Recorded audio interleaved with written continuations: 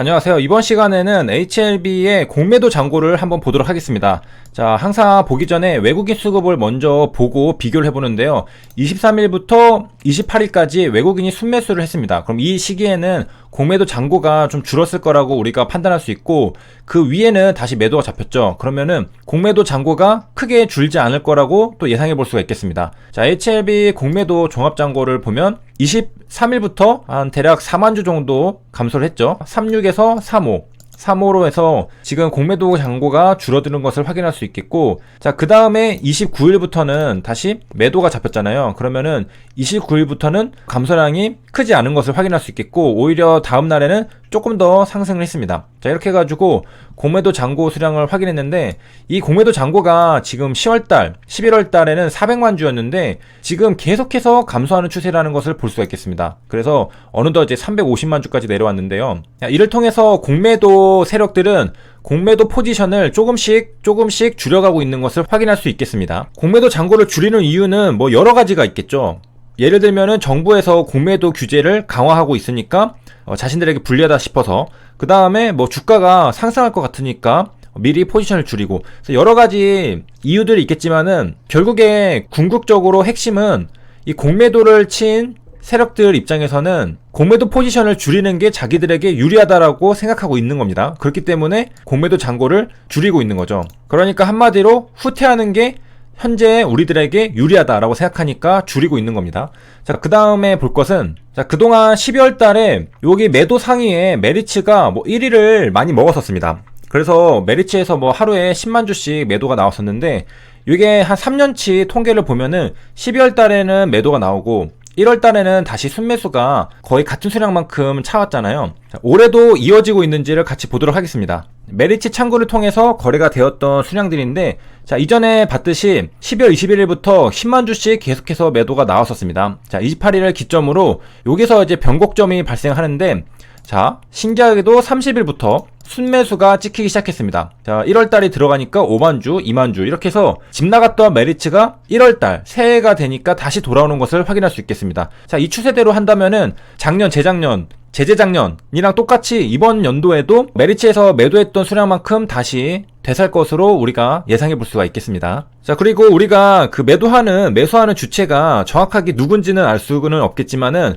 우리가 12월 달에 팔고서 1월 달에 다시 사는 경우는 보통 대주주 양도세를 피하기 위해서 매도를 하고서 다시 이제 사는 경우가 많죠. 그렇기 때문에 그런 물량이 아닐까 우리가 추측을 해볼 수가 있겠고요. 그 다음에 우리가 저번 시간에 HLB가 종가급변을 이유로 투자주의 종목으로 지정이 되었다는 사실을 알아봤는데요. 그 한국거래소에 오면은 유용한 정보들이 많이 있습니다. 그리고 흥미로운 정보들도 많이 있는데요. 자, 그 중에 이제 하나를 보면은, 자, 보통 이렇게 투자주의 종목, 투자 경고 종목, 위험 종목, 이런 것들은 투자자 보호를 위해서 지정을 하는 것이거든요. 뭐 급등하는 종목에게는 훈장이라는 표현을 쓰지만, 자, 그래서 지정 사유들을 보면은 가격이 짧은 시간 내에 급변했다, 그 다음에 뭐 스팸이 관여가 많다, 소수 계좌에서 매수 관여가 많다. 이것은 여러 투자자들이 시세에 영향을 미치는 게 아니라 어떤 소수의 특정 집단이 자기들 계좌로 매수를 해가지고 가격을 올린다, 이런 것들은 결국에는 주가 조작이랑 연관이 많이 있죠. 자, 그렇다고 해서 제가 뭐 HLB가 주가 조작이라고 하는 건 절대 아니고, 자, 이것은 그 호재 뉴스 기사가 나와서 순간적으로 매수세가 쏠렸기 때문에 이렇게 된 건데, 다시 돌아와서 요 제도의 목적은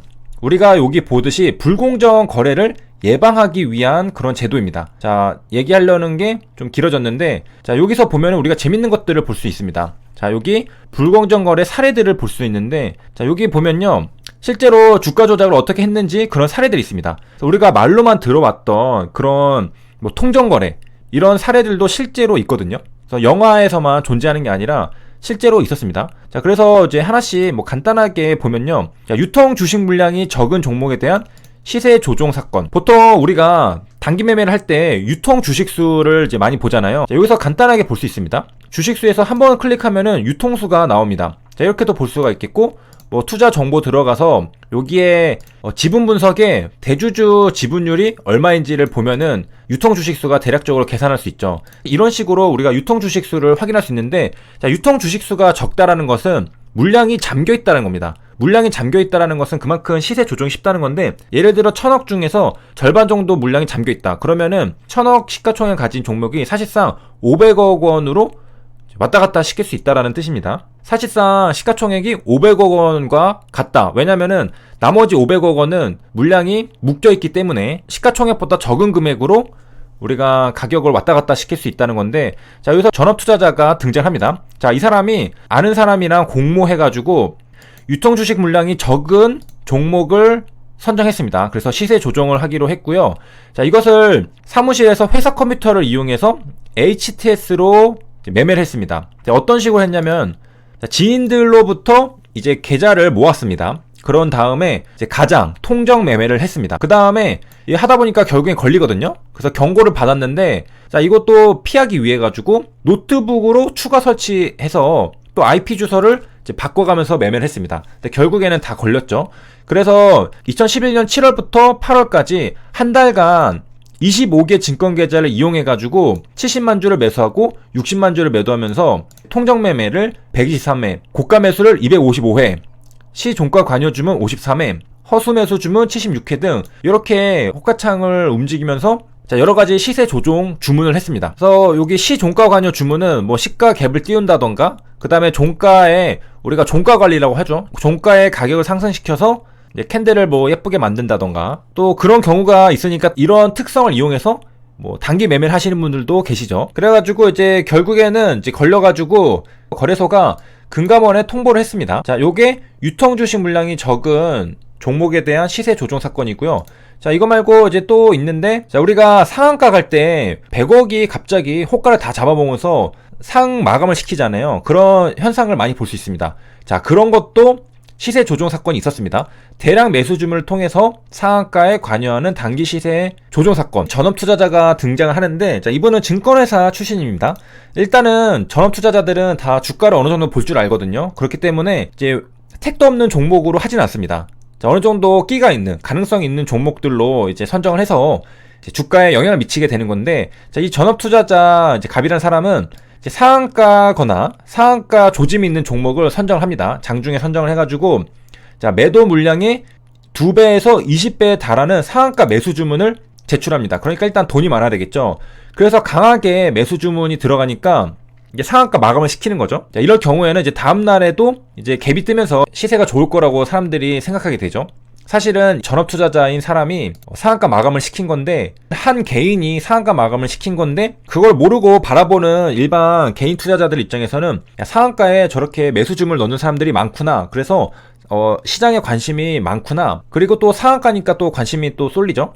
자, 그래가지고 다음날에 이제 갭이 뜨는, 그러니까 추정 매수세가 들어와서 주가가 상승하면은 이 보유 주식을 매도해서 이익을 실현했는데, 테마주 6개 종목을 시세 조정했다고 합니다. 그러니까 적어도 6개 종목을 상한가 마감을 시킨 다음에 갭 뜨면은 이제 매도를 했다는 거죠. 자, 그래서 끼가 있는 종목들, 한번 상승하면은 급등하는 테마는 정치인 테마, 바이오 테마 이런 게 있는데, 자, 요런 종목들의 상한가 형성에 주도적으로 관여했다고 합니다. 그러니까 상한가 대량 매수 호가를 제출해서 상한가를 마감시키고 다음날 갭이 뜨면은 이제 매도를 했다라는 겁니다. 그래가지고 얼마나 이제 관여를 했냐면요, 상한가 들어갈 때 거래량이 터지잖아요. 그 거래량의 뭐 적게는 14%에서 많게는 40%. 그러니까 상한가 들어가는 거래량에 예를 들어서 뭐 100억이 터졌다 하면은 그 중에 50억을 이 전업 투자자라는 분이 관여를 했다는 거죠. 자, 그래가지고 이 부분도 역시 거래소가 그 시세 조정 주문이라고 생각을 해서 금감원에 통보를 했습니다. 이런 것도 뭐 사실은 좀 애매한 부분이 있을 수 있는 게,